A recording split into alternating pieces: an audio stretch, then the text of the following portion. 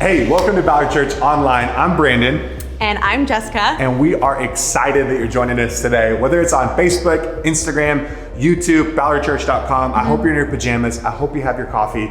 We heard about one family that actually drove to Krispy Kreme last week and got donuts just to make it feel like Sunday. It was awesome. So you didn't hopefully get you're me Krispy relaxing. Kreme. I forgot. We're health kick. Orange Theory's close. We got to stay focused. I'll remember that. We're excited you're joining us here at Ballard Church Online. And man, we're going to just love to get started with everything we have going today. Yeah, I love that we can stay connected in our community over ways like this. And at Ballard Church, we like to start service every single Sunday the same way, and that is with prayer. And so wherever you're at today, whether you're in your living room, maybe not if you're in your car, but wherever you're watching today, bow your heads with me, and we're gonna invite God into this place.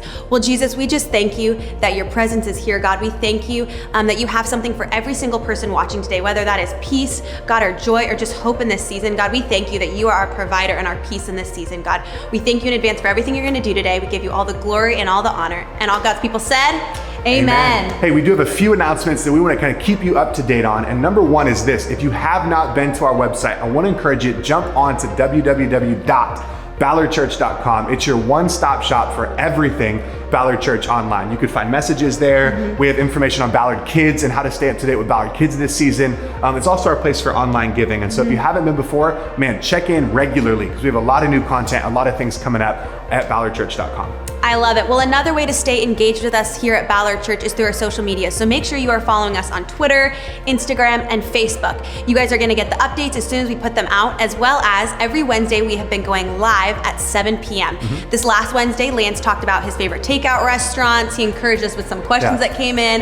We got some classy restaurants you can get takeout and delivery from, you guys. So you're not going to want to miss it, because this Wednesday, we're not talking about restaurants. We are going live with a worship night, and so you guys are not going to want to miss our worship night. You can watch it in the car, you can watch it at your house. Tune in live on Instagram this Wednesday at 7 p.m. Another thing we've been doing on social media is our Proverbs read-through we're going through as a church right now. It's a really great way to engage in the presence of God and stay connected as a church by just reading one Proverbs a day. So go ahead, join us on social media, and join us through this Proverbs read-through. Hey, that's it for us. That's all the announcements. But right now, we're going to jump over to Pastor Lance as he brings this week's sermon.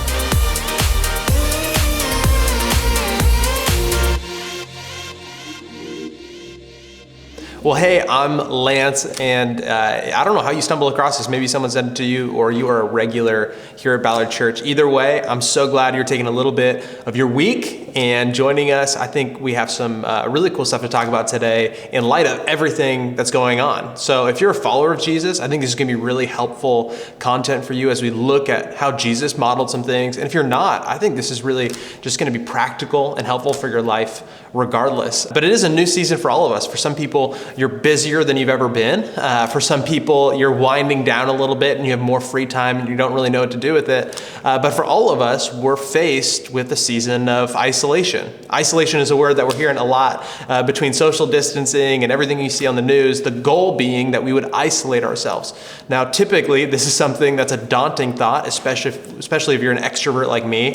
It can be a scary idea of isolating yourself. It usually is a pretty negative connotation. But what's interesting is if we look to the Bible, we see that isolation can be used for a purpose. We see that withdrawing from everything and the demands that go on in our regular life, by doing it strategically, we can actually see some pretty cool fruit from it. Jesus did this really, really well. In one example, he heals somebody with leprosy, and this huge crowd is following him. If you're Jesus and you can teach like he did and just astound people with your teaching, at the same time, if you can heal the way that he did, it's amazing to see the crowds that would follow. I mean, people were looking for wisdom.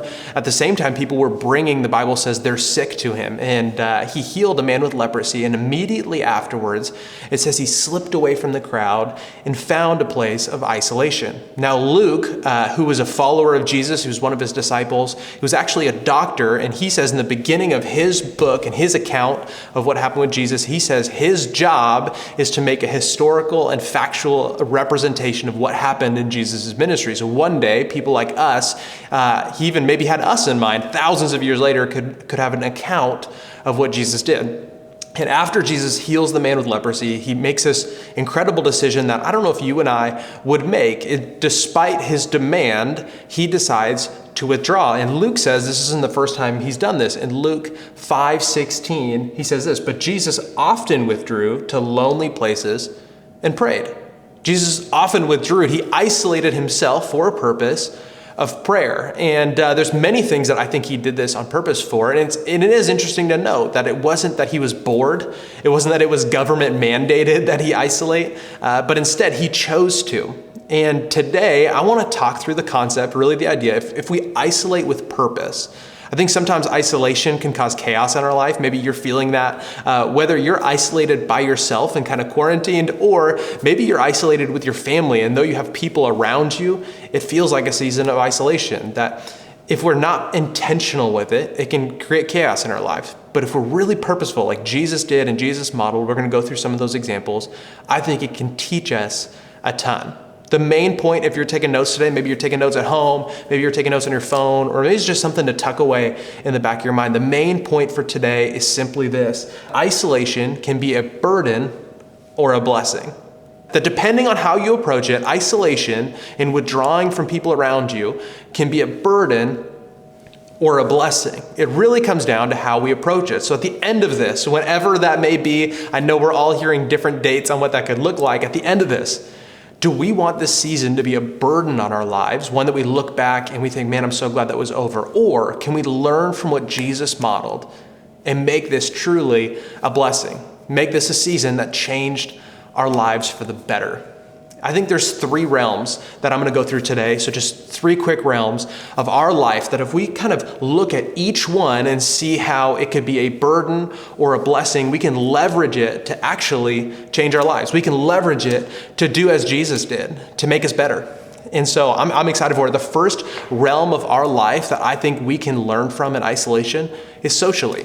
Is socially. If you're looking at the social context of isolation, obviously it means a withdrawal from people. So the burden that we have probably all felt, even this early in the isolation stage, the thing that we've probably felt is loneliness. The burden that you can feel when it comes socially is loneliness.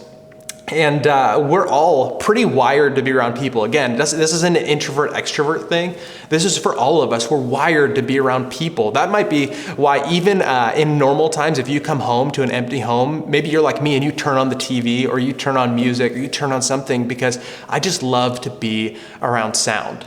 It's interesting, in Minneapolis, they created this room, this laboratory did it. It's a room that is the quietest place on earth. That if you go in there, it's quieter than anything else. They found a way to cancel out all surrounding and exterior noise. And what's amazing about this place, as much as that sounds like a paradise for those of you that are trapped at home with your kids, to have pure silence, I can only imagine. What's amazing is that the longest anyone's ever lasted inside of that room is 45 minutes.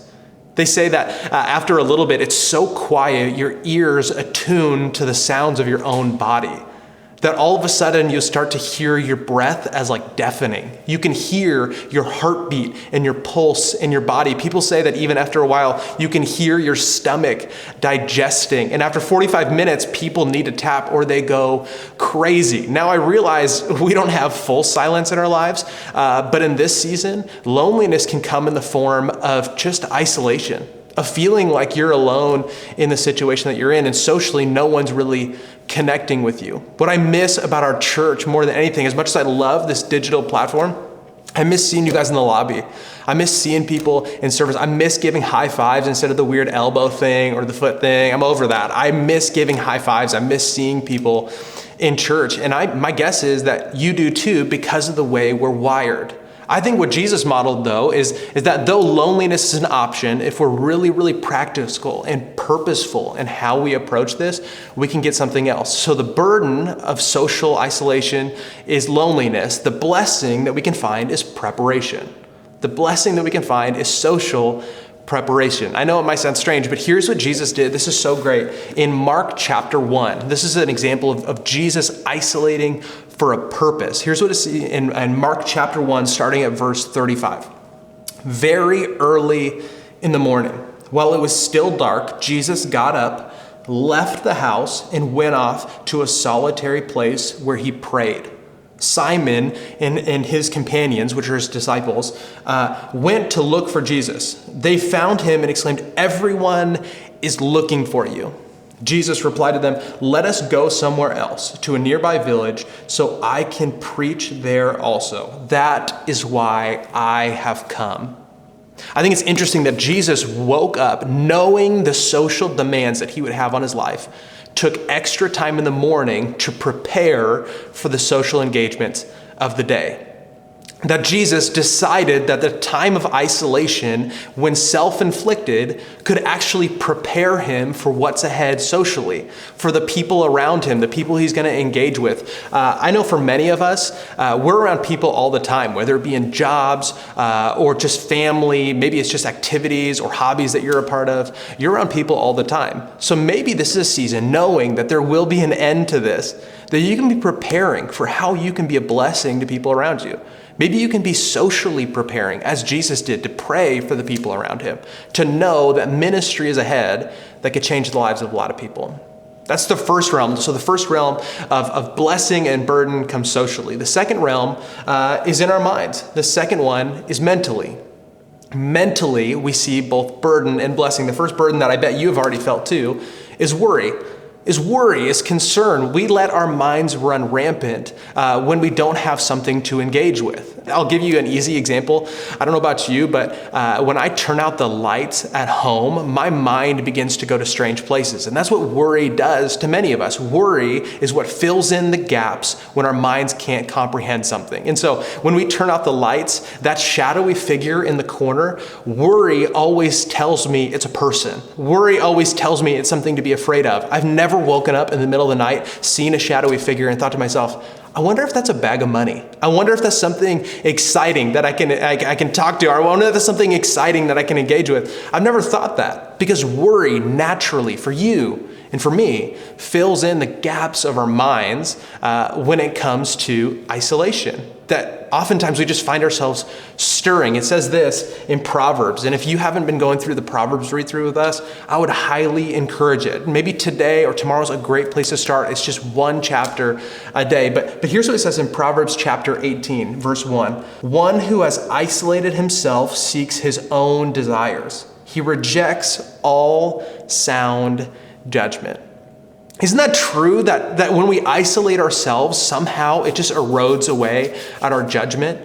And if we're not careful over time, this is something that can be eroded away, and our judgment and our worry can become larger than it ever should be. So Jesus, on the other side of things, proves mentally what a blessing that isolation can be. Jesus proves that it can be a time for growth. That can be a time to grow. I think you've seen people like I have that I'm jealous of. I don't know. There's people already posting like, hey, I'm through my third book of this quarantine. And I'm like, way to be proud of yourself. I'm through my third series or season on Netflix. We all have different goals. But this is a time where if you're really purposeful with it, you can grow. You can not only grow in the things that you learn, maybe it's a book that you've been putting off reading. Maybe for some of you it is engaging with the Bible for the first time, or maybe the first time in a really long time, and seeing how God wants to grow you through his word. For others of you, it's a way to grow as a family. It's a way to grow together when we carve out time to get with the loved ones. Maybe it's even simply a FaceTime call that you can grow a relationship that you know has been kind of lacking for a while. For Jesus, it was an opportunity when he isolated to grow in how he processed his emotions. Even in the hardest moments, it was maybe an opportunity to look at something that you haven't wanted to look at in a while. Maybe it's something where the busyness of life, it's easy to push to the side. Maybe it's something you haven't processed through. Maybe it's a past hurt. Maybe it's a regret of a decision that you've made. This is a really cool opportunity to grow through it, to seek some help for yourself, to maybe find some healing. Jesus, after he heard about the death of one of his best friends, John the Baptist, it says this in Matthew 14:13. Jesus, when he heard that John the Baptist had been beheaded, he withdrew by boat privately to a solitary place. I think Jesus knew that the best way to process his emotions is not only with other people, but sometimes to do the hard work inside. To realize that even if we have to grieve, that even if we have to explore a past hurt, that you can do it in isolation, that sometimes isolation can be a time for growth, a time for processing mentally. So we've gone through two. We got one more I've saved the best for last. This one's great. Not only the realm of the social, not only mentally, but finally how we do emotionally. Emotionally is a huge taxing drain to be isolated. If we don't do this right, our emotions can run rampant in isolation. Our minds can spiral, and a lot of times where our mind goes is fueled by our emotions. The burden that we see emotionally is hopelessness. And if I'm being honest, I know that there's times during what seems like the beginning of this season of crisis and questions, there's times where I've sat back and felt hopeless. My wife and I have a beautiful baby girl. Her name's Winter. She's amazing. And I can't wait for you to see her running around in the nursery here soon. But in 3 weeks, we're actually due with our second little girl. And amidst everything that's going on right now, if we're not careful, our emotions can run rampant when it comes to a lot of questions that go along with bringing a child into the world in a season of chaos. If we're not careful, our emotions can lead us to a place of hopelessness. That for us, we think, why is this happening? And in what should be an exciting season where we're looking forward to meeting our new daughter and the joy that comes with that, in a season just like that, it's easy for us, if we're not careful, to slip into hopelessness. What I've found about hopelessness is it's something that needs to be addressed continuously.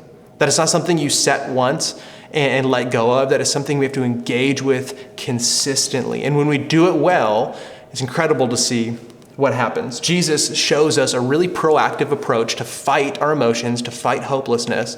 And what he does is, instead of the burden of hopelessness, he shows us the blessing of contentment. He shows us the blessing that can come when we're contented in the things that we have. Now, contentment is a peace that's not attained through a substance. I don't think this is something that we attain through an item that we buy, through an Amazon package that shows up to our house, except for if that's toilet paper, that might show some contentment in your life finally. I don't know. But for a lot of us, it's not something that we get once and just hold on to forever. A lot like hopelessness, it's something that we need to nurture. It's something that we need to take care of daily. That is something maybe for you need to remind yourself of hourly. Here's what Jesus said, or was a part of rather, in Luke chapter 6, verses 12 and 13. It says, one of those days, Jesus went out to a mountainside to pray and to spend the night. He spent the night praying to God. When the morning came, he called his disciples to him.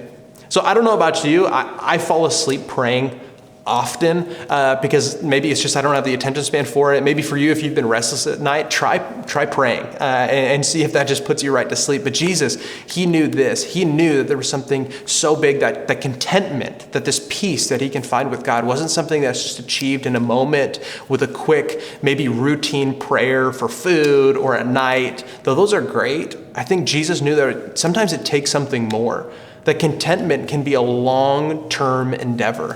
That can be something that takes a while to lean into, to press into, and find in a way that maybe we never expected. Jesus promises to show up in a lot of incredible ways in our life. And I think what he models for us in this is that if we consistently lean into God, we can find a peace and contentment that's longer lasting than any news, that's any new update, that's any new precedent set by the government. But it's bigger than all of that. It's a peace that regardless of what's happening in the world around us, that we can carry inside of us. And when we do that, listen to me, parents, if you have kids, when you do that, I think you model the peace of God in such a tangible way. As your kids look back on this season, they're going to be reminded of how you acted when things don't go well in their life. And believe it or not, things won't always go well in their life. But if you model for them what contentment, what consistency looks like, of how to turn any season of their life, what may feel like a burden, into a blessing, I think if we look to the words of Jesus, we can really see an incredible example of how to lead well. At the end of the day, you have an option. You have the option that I have, and honestly, it sounds like we're kind of in the beginning of this thing. So you decide right now, at the end of the season, is this going to be a burden that you made it through, or a blessing that changed your life? Is this going to be a time you look back and it was categorized by loneliness, worry, fear, isolation, and maybe for you, it's a time of hopelessness. Or can we choose today that even though this is unprecedented and difficult, even though days ahead will come where you feel exhausted and fatigued, will we remind ourselves that this season could be a blessing? That Jesus approached isolation with purpose. And I think it not only changed his life, but it changed the life of the people around him. That he walked away contented. That he grew in a way that no one knew was possible. And that he was prepared to do a ministry that ultimately changed the world. A ministry that's changed my life. And maybe it's changed your life too. At the end of the day, you have the opportunity to lean in a really unique way to find the blessings in what might feel like a burden. In just a moment, our band's gonna sing a song that for me has been so encouraging in these past few weeks. I know I've had it on repeat in my home, and honestly, if you've been around Ballard Church before, you may have even heard it. It's called Waymaker, and it's a reminder to me that even in moments where I feel like the burden is out of control, where I feel like things can seem insurmountable, that God has provided a way to make things into a blessing. He's provided a way to turn what seems like such an irredeemable circumstance to us into something that we're going to get through, that maybe we'd look back on one day and say that changed our lives. In just a moment, I'm going to pray, but first, I want you to take a second as the band plays the song and maybe see what God would want to speak to you. Maybe how he would want to encourage you in this season that may feel so new, in an isolation that may seem so hard. To see, God, how do you hope to grow me in this season? How do you hope to grow our relationship? And see maybe how he could change your life.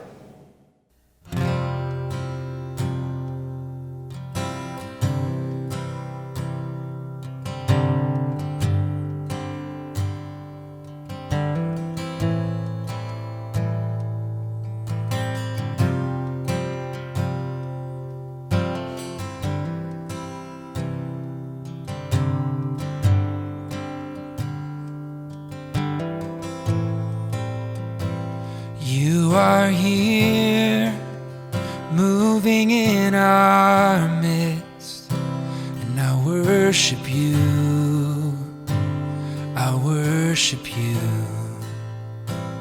You are here, working in this place, and I worship you, I worship you. You are here, moving in our midst. I worship you, I worship you. You are here, working in this place. I worship you, I worship you. You are the way maker, miracle worker, promise keeper, light in the darkness. My God, that is who you are. You are a way maker, miracle worker, promise keeper, light in the darkness. My God, that is who you are. You are here, touching every heart. I worship you, I worship you.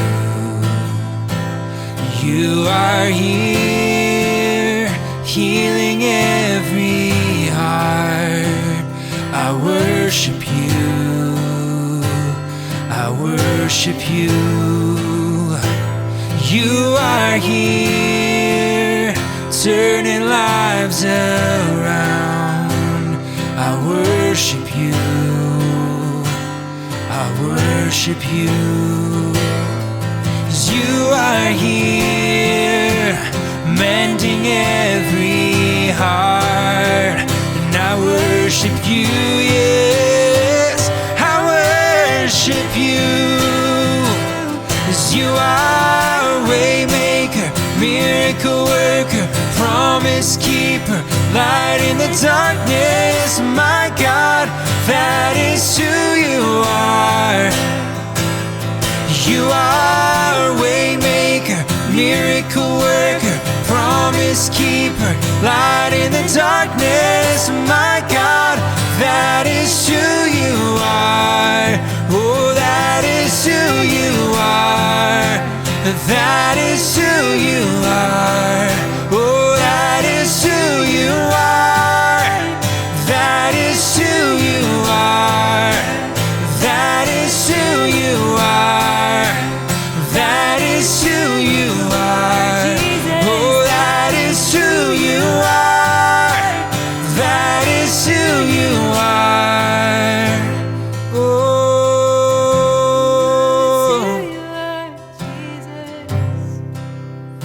always who you are.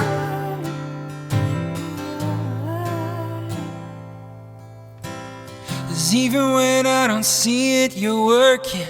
And even when I don't feel it, you're working. You never stop working. You never stop working. 'Cause even when I don't see it, you're working.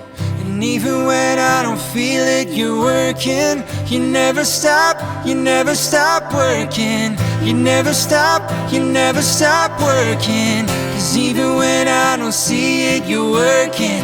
And even when I don't feel it, you're working. You never stop working. You never stop working. 'Cause even when I don't see it, you're working. And even when I don't feel it, you're working. You never stop working. You never stop.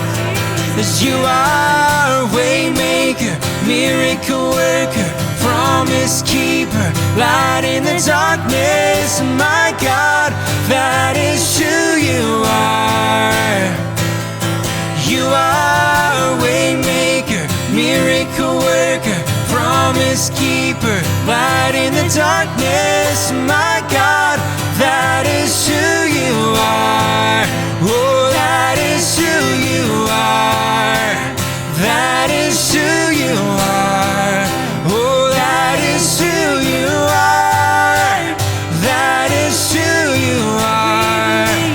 That is who you are. Oh, that is who you are. Oh, that is who you are. That is who you are.